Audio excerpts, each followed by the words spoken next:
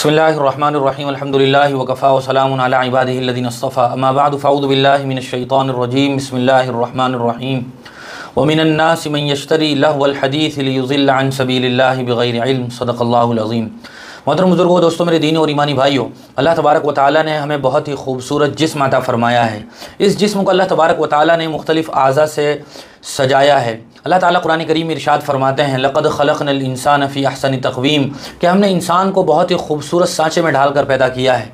दूसरी जगह भी अल्लाह तबारक व तआला ने इरशाद फरमाया, या अय्युहल इंसान मा गर्रक बिरब्बिकल करीम अल्लज़ी ख़लक़क फ़सव्वाक फ़अदलक फ़ी अय्यि सूरतिन मा शाअ रक्कबक। ए इंसान, तुझे किसने अपने परवरदिगार से धोखे में डाल दिया है? हालांकि वो तो करीम है, उसने तुम्हें बनाया, तुम्हें खूबसूरती अता फ़रमाई, तमाम तर आज़ा बिल्कुल दुरुस्त तरीके से सेट किए, फिर तुम अपने रब को छोड़कर कहाँ जा रहे हो? इसी तरह अल्लाह ताला ने फरमाया, जअल लकुमुस्समअ वल अब्सार वल अफ़इदा, कि हमने तुम्हें कान दिए, आँख दी, हमने तुम्हें दिल दिया। फिर आगे अल्लाह ताला फरमाते हैं, क़लीलन मा तशकुरून, लेकिन तुम बहुत ही कम शुक्र अदा करते हो। हालांकि इन तमाम तर आज़ाए जिस्म का तकाज़ा ये था कि हम इनको अल्लाह तबारक व तआला की मर्ज़ी और मंशा के मुताबिक इस्तेमाल करें। यही इन आज़ा की सही माना में कदरदानी और शुक्रगुजारी है कि हम इन आज़ा को अल्लाह की मर्ज़ी के मुताबिक इस्तेमाल करें। अल्लाह ताला ने हमें दिमाग दिया तो हम सही सोचें, अल्लाह ताला ने हमें हाथ दिए तो हम अपनी ज़िंदगी में आसानियाँ पैदा करें, दूसरों के लिए सहूलतें फ़राहम करें। अल्लाह ताला ने हमें बेहतरीन खूबसूरत आँखें अता फ़रमाई, हम आसानी के साथ चल सकें, फिर सकें, अपने कामकाज कर सकें। अल्लाह ताला ने पैर अता फ़रमाए ताकि हम अपनी मंजिल पर आसानी के साथ पहुँच सकें। तो अल्लाह ताला ने तमाम तर आज़ा जो हमें अता फ़रमाए, इनकी शुक्रगुजारी और कदरदानी का असल तकाज़ा यही है कि हम इनको मर्ज़ी खुदा के मुताबिक इस्तेमाल करें। लेकिन अफसोस ये है कि हम इन आज़ाए जिस्म को ख़ुद अपने ख़िलाफ़ रोज़े क़यामत गवाह बना रहे हैं। यही वो आज़ा हैं जो रोज़े क़यामत हमारे बारे में, हमारे आमाल के बारे में गवाही देंगे।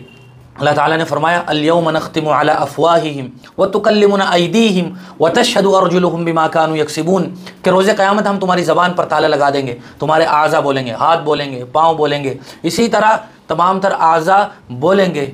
और इन आज़ा के मुतालिक अल्लाह तबारक व तआला रोज़े क़यामत सवाल भी करेंगे। 15वें पारे की बहुत मशहूर आयत है, इन्नस्समअ वल बसर वल फुआद कुल्लु उलाइका कान अन्हु मसूला, कि हमने तुम्हें जो आँखें अता फ़रमाई, जो हमने तुम्हें कान अता फ़रमाए, जो दिल अता फ़रमाया, इन सब चीज़ों के मुताल्लिक़ तुमसे सवाल किया जाएगा। और अल्लाह ताला सवाल करने में हक़ बजानिब है कि उसने हमें ये चीज़ें अता फ़रमाई है तो हमसे ज़रूर सवाल करेगा, वो इस बात का हक़दार है। लिहाजा इन आज़ा को अल्लाह की मर्ज़ी के मुताबिक इस्तेमाल करना, ये हमारी ज़िंदगी का मिशन और मकसद होना चाहिए। हम तमाम तर आज़ा के बारे में अलग अलग फ़वाइद जानते हैं। कान अल्लाह ताला ने अता फ़रमाया, ये हमारी ज़िंदगी में किस कदर आसानियाँ पैदा करते हैं। अगर हम ये बात जानना चाहें तो हम ज़रा उन लोगों को देख लें जिनको ज़रा ऊंचा सुनाई देता है या बिल्कुल सुनाई नहीं देता, वो किस कदर परेशान होते हैं। अगर उन्हें ऊंचा सुनाई देता है, कम सुनाई देता है, तो उन्हें कितनी ज़ोर से चीख कर कोई बात बतानी पड़ती है। और अगर वो बिल्कुल नहीं सुनते हैं तो वो इस ज़िंदगी में बहुत ही सारी खुशियों से महरूम रहते हैं। उनकी ज़िंदगी में बड़ी दिक्कतें, परेशानियाँ रहती हैं। हम आसानी के साथ अंदाज़ा लगा सकते हैं कि इस नेमत का हमसे क्या तकाज़ा है और ये कितनी अहम नेमत है। लेकिन उसके बावजूद हम देख रहे हैं कि हमारा ये उज़्व बदन यानी कान आजकल किस कदर मासियत और गुनाह की दलदल में फंस चुका है। और एक गुनाह जो इस वक्त हमसे हो रहा है, कान वाला, उस गुनाह के गुनाह होने का एहसास भी गोया हमारे दिल दिमाग से तकरीबन ख़त्म हो गया है। और ये गुनाह हमारी ज़िंदगी में इस कदर बुरी तरीके से रश बस गया है कि गोया हमारे मुआशरे और कल्चर का हिस्सा बन गया है। कोई महफ़िल, कोई मजलिस, कोई प्रोग्राम इससे खाली नहीं रहा है। और हर आदमी इस गुनाह में मुलव्विस है। हर आदमी के हाथ में जो मोबाइल है, इसके ज़रिए से आदमी न जाने दिन के कितने घंटों और कितने मिनटों इस गुनाह में मशगूल रहता है और कोई एहसास नहीं है। जनाब नबी करीम सल्लल्लाहु अलैहि वसल्लम ने अपनी एक रिवायत में इरशाद फरमाया था, अल्लाह ताला ने मुझे हिदायत और दुनिया जहाँ के लिए रहमत बनाकर भेजा है और मुझे इस बात का हुक्म दिया है कि मैं दुनिया से मौसीकी, गाना बजाना, उसके आलात को ख़त्म कर दूँ। हुज़ूर अकरम सल्लल्लाहु अलैहि वसल्लम ने अपना ये मकसद बैसत बतलाया है। चूँकि हुज़ूर अकरम सल्लल्लाहु अलैहि वसल्लम के ज़माने में भी गाना बजाना किसी न किसी तरीके से मुख्तलिफ़ शक्लों में मौजूद था और आजकल की दुनिया तो गोया इसको अपनी रूह की ग़िज़ा समझने लगी है। अल्लाह ताला ने कुरान करीम में एक आयत इरशाद फरमाई है, व मिनन्नासि मन यश्तरी लहवल हदीस लियुज़िल्ल अन सबीलिल्लाहि बिग़ैरि इल्म। अल्लाह ताला ने फरमाया कि बहुत सारे लोग वो ऐसे हैं जो लहव व लइब वाली चीज़ों के ख़रीदार बनते हैं, इस आयत के पीछे मुफस्सिरीन ने एक वाक़या भी लिखा है कि मक्का में एक काफिर और मुशरिक था जो हुजूर का बड़ा मुखालिफ भी था और दुश्मनान इस्लाम में सर फहरिस्त था। नज़र बिन हारिस वो मुख्तलिफ़ मुल्कों का तिजारती गर्ज से सफ़र किया करता था। एक मरतबा वहाँ से वो पुरानी किस्से कहानियों की किताब ले आया जिसमें रुस्तम और अस्फंदयार के वाक़यात थे, और मक्का में आकर लोगों से कहने लगा कि मोहम्मद तुम्हें कौम समूद और आद के वाक़यात सुनाते, मैं तुम्हें सुनाऊँगा अस्फंदयार के और रुस्तम के वाक़यात सुनाऊँगा। एक दूसरी रिवायत ये भी है कि वो किसी मुल्क से एक बांदी और कनीज़ ख़रीद कर ले आया। वो जब मक्का में आया तो वो अपने घर लोगों को दावत पर बुलाता और उस कनीज़ से कहता कि इन्हें गाने गा कर सुनाओ। उस वक्त के हिसाब से जो मौसीकी थी वो लोगों को सुनाओ, और सुनने के बाद फिर लोगों से पूछता कि जो मोहम्मद कुरान सुनाते हैं वो अच्छा है या ये अच्छा है, नऊज़ु बिल्लाहि मिन ज़ालिक। तो गोया अल्लाह ताला ने इस आयत में गाने बजाने के आलात का तज़किरा फरमाया है। और एक दूसरी आयत वस्तफ़ज़िज़ मन इस्तताअत मिनहुम बिसौतिक, अल्लाह ताला फरमा रहे हैं शैतान से कहा गया इनमें से यानी लोगों में से जिनको तो अपनी आवाज़ से बहका सके बहका ले।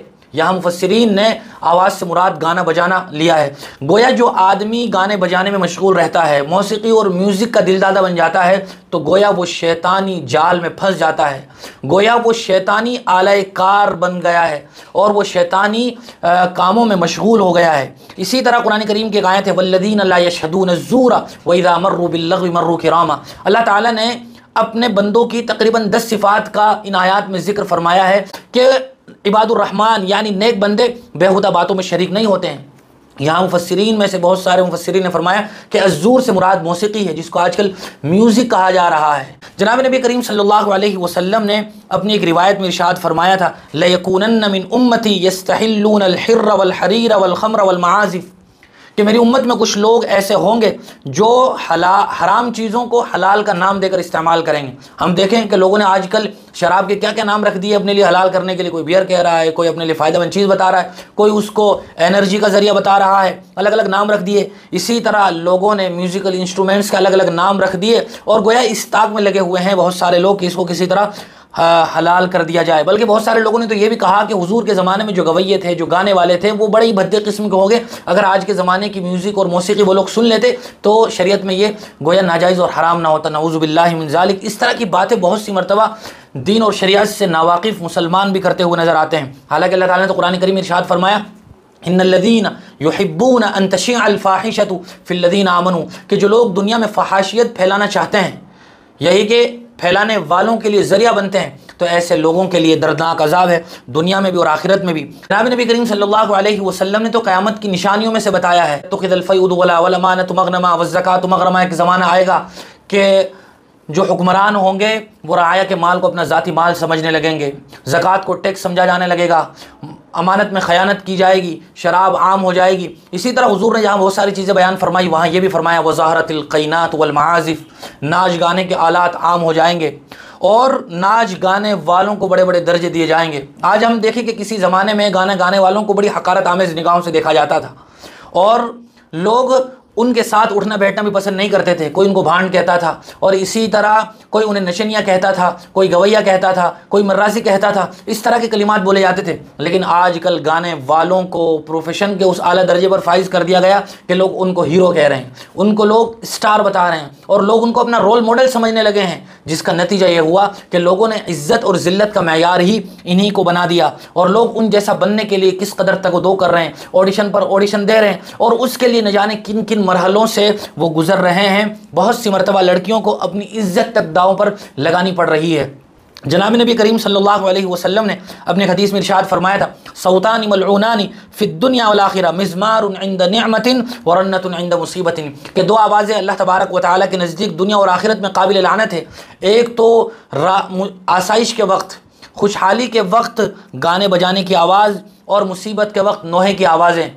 मरने के बाद बहुत सारी ख़वातीन बतौर ख़ास जो उस आदमी के तारीफ़ कलिमात में मुबालगा आराई से काम लेती हैं और ज़ोर ज़ोर से चीख चीख का बयान करती हैं, एक तो वो, और दूसरा ढोल बाजा और शादी और ख़ुशी के वक्त गाना बजाना और म्यूज़िक चलाना, ये तमाम तर चीज़ें गोया इस हदीस में शामिल हैं। हज़रत अनस रज़ी अल्लाह ताला अन्हु हुज़ूर की एक रिवायत नकल फरमाते हैं, जो शख्स किसी गाने वाली बांदी के पास इसलिए बैठे ताकि उसका गाना सुने तो क़यामत के दिन उसके कानों में पिघला हुआ शीशा डाला जाएगा। इस कदर सख्त वईद हुज़ूर अकरम सल्लल्लाहु अलैहि वसल्लम ने अपनी इस रिवायत में इरशाद फरमाई। और एक रिवायत में हुज़ूर ने फरमाया अल-ग़िनाउ युंबितुन निफ़ाक़, कि गिना और गाना बजाने की वजह से आदमी के अंदर निफाक पैदा होता है। लेकिन अफसोस और हमारे इस ज़माने का अलमिया ये है कि बहुत सारे लोगों ने तो म्यूज़िक को रूह की ग़िज़ा बता दिया है।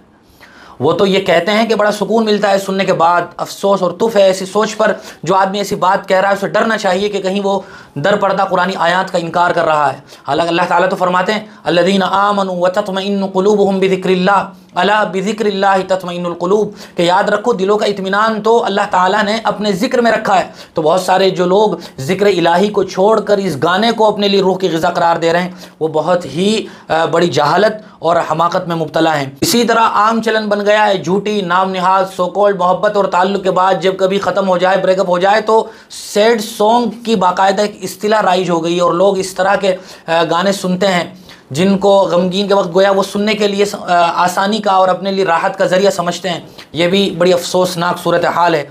बाज़ लोग शादी के मौके पर गाना बजाना करते हैं और ये कहते हैं कि रोज़ रोज़ शादी कहाँ होती है, कभी कभार तो इंजॉय का मौका मिलता है, और वो इस कदर ज़ोर से डीजे बजाते हैं, ढोल बजाते हैं और म्यूज़िक की आवाज़ इस कदर बुलंद रखते हैं कि नहीं कि वो सिर्फ खुद गुनाह में मुब्तला हो रहे हैं, बल्कि बहुत सारे हज़ारों लोगों को भी गुनाहों में मुब्तला करते हैं। जो लोग नहीं सुनना चाहते हैं और वो शादी में शरीक हैं, तो तमाम तर लोगों का गुनाह उस आदमी के खाते में जाता है कि जिसने इंतज़ाम करवाया है और जिसने इस तरह के नाच गाने के प्रोग्राम चलवाए हैं। और बहुत सारे इलाक़ों में तो इसको आर्ट और कल्चर का नाम दे दिया गया है, हत्ता कि सऊदी अरब जज़ीरतुल अरब भी इससे महफूज नहीं।